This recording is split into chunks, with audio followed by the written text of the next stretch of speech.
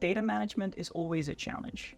It's something that we all value because we value data, but it's hard and it takes time, and that's annoying.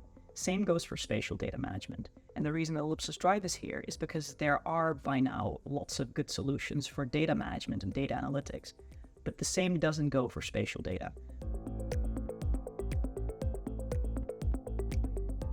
Key is actually that you shouldn't necessarily want to build a spatial data infrastructure, you should just want to have one.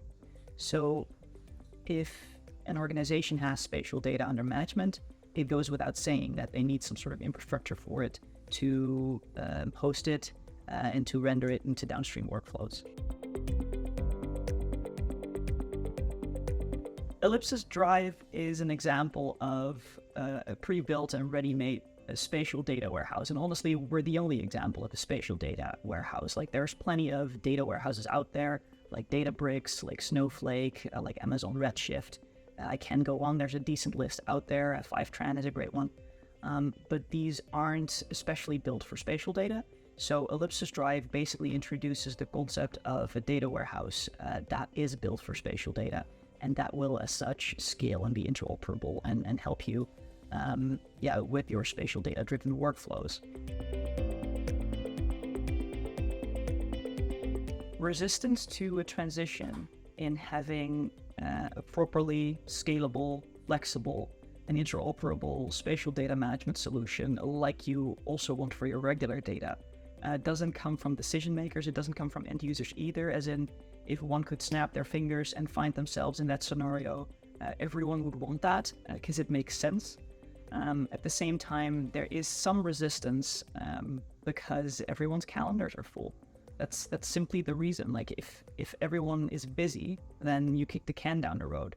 But this is where someone needs to make a decision that looks slightly beyond the curve of the horizon.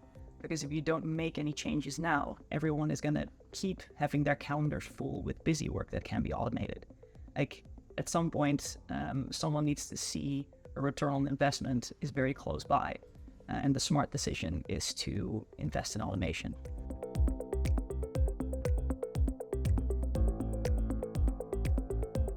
Everyone is busy, especially technical teams. They are constantly loaded with work. And when you drill down into this, you find that they are loaded with a lot of busy work too. Like, not all of what they do is highly intelligent analytics stuff. That's actually just about 20% of what they spend their time on. Most of their time is spent on something that can be automated. This status quo doesn't benefit anyone. It doesn't benefit the professionals who are stuck with busy work, and it definitely doesn't benefit the companies they work for that are spending unnecessary technical hours on things that can be automated.